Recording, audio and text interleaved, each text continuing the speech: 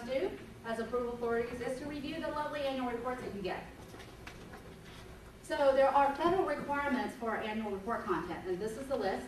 It's enlisted in 403.12I. So, you know, federal requirement, federally they're required to submit a list of IUs, names, addresses, any deletions or additions that were added to the previous list, classifications of each IU and the applicable limits, a list of MT CIUs, that middle tier CIUs, if the POTW is implementing that classification, as well as non-significant categorical industrial users. Those are the federal requirements.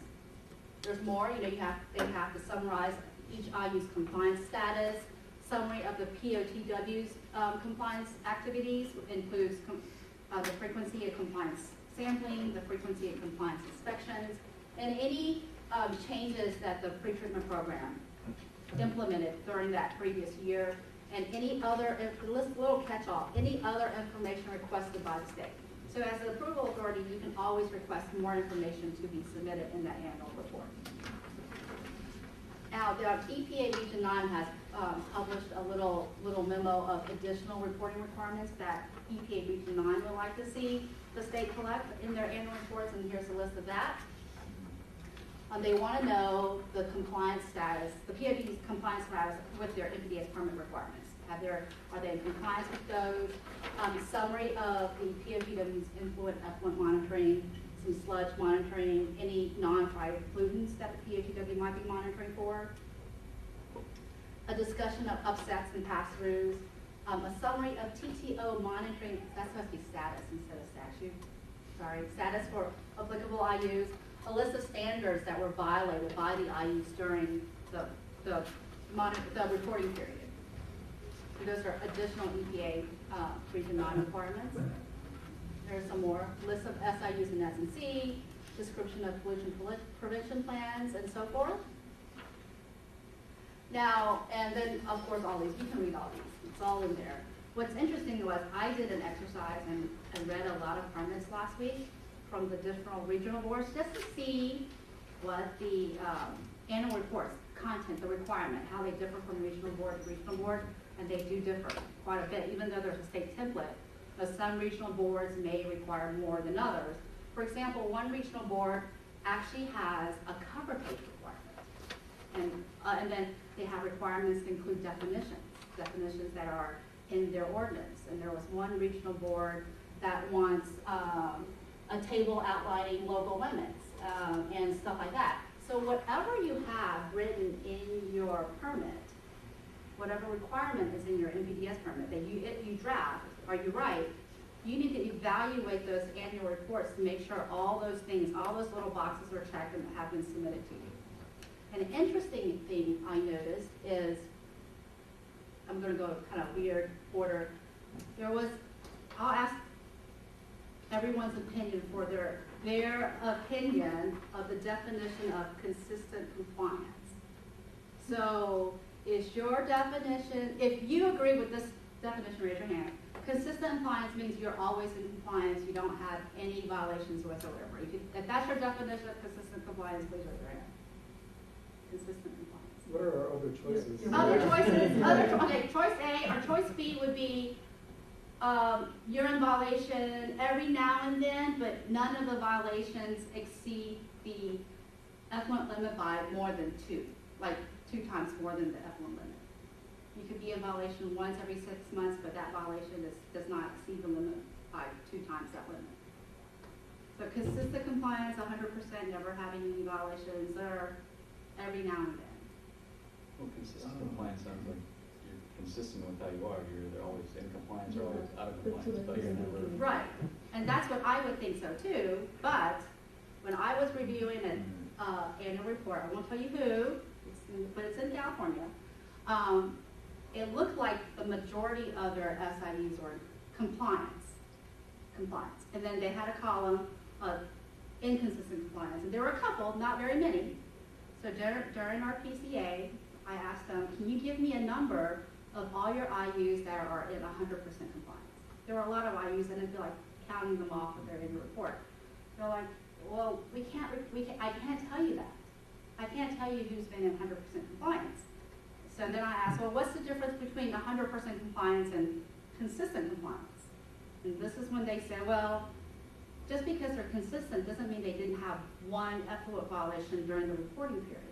If they had one violation and that violation didn't exceed twice the limit, we consider that consistent compliance. That didn't make any sense to me. Does that make any sense to you? And so then I asked them, well, where'd you get this definition of consistent compliance? They said it's in their NPDES permit, but they couldn't show me. They couldn't tell me. I'm like, show me, let's pull out her right now, pull it out and see. It wasn't there.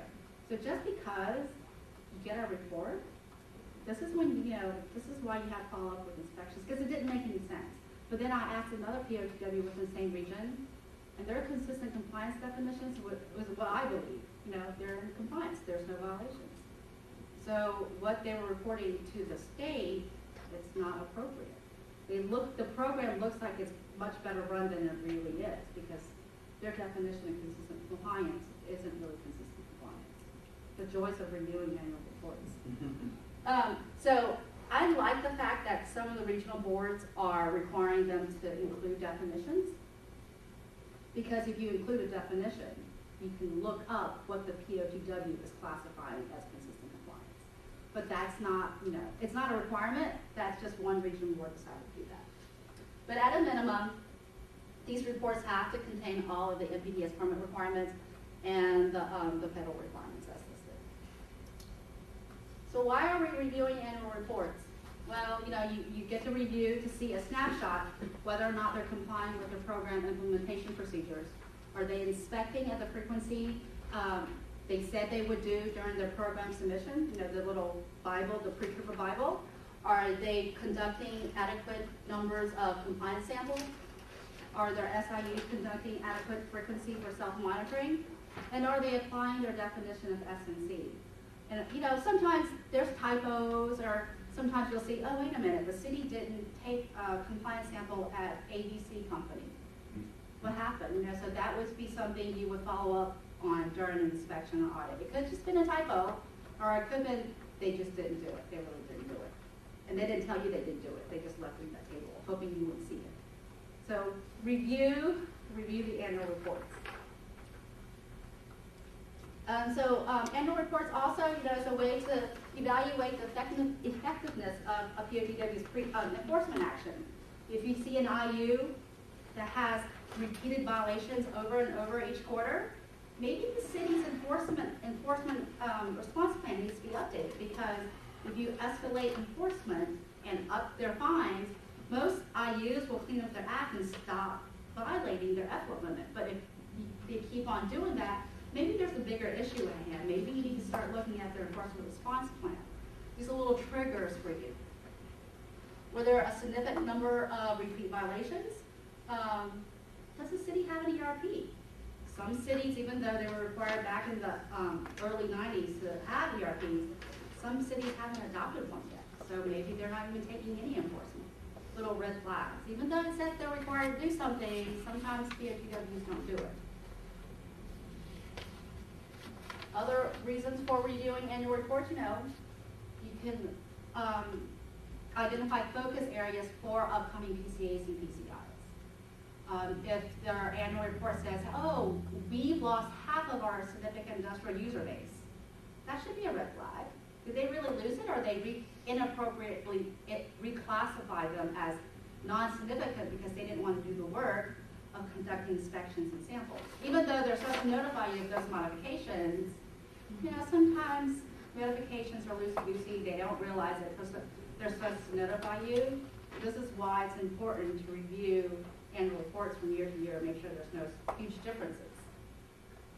Were there any outstanding issues that they were supposed to correct from the previous year? They should, follow up on that in their annual report.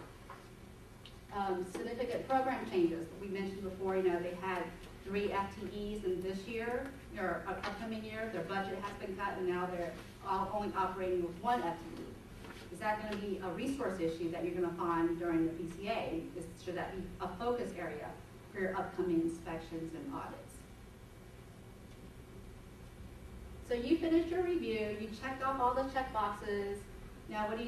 So did they report everything you're supposed to? They're supposed to. If not, Do you give them a call, or do you write them a warning notice, whatever? So make sure they have reported everything to you, and that they report it correctly. If you require them to submit quarterly reports, they submit quarterly reports. There is one regional board within this area that requires quarterly reports. And there's others that require annual and semi-annual, so that they submit their reports on time. Did they report all the program modifications, and was there any errors? Just like you look through all of that. That was quick. Any questions? It's important to review the annual report. You find a lot of stuff. I mean, I can't remember exactly how I figured this one out, but there was a questionable inspection frequency on a table for a POTW. It just looked off. And I went and asked the POTW during our inspection, what does this number mean? And they were not able to produce any documented inspections. I don't know what triggered me to flag it, but they've been falsifying the frequency of inspections. I can't remember what triggered it, but it was like, this doesn't make any sense. So, you can find things in an annual, you trust but verify. So if something looks fishy, it's probably not right.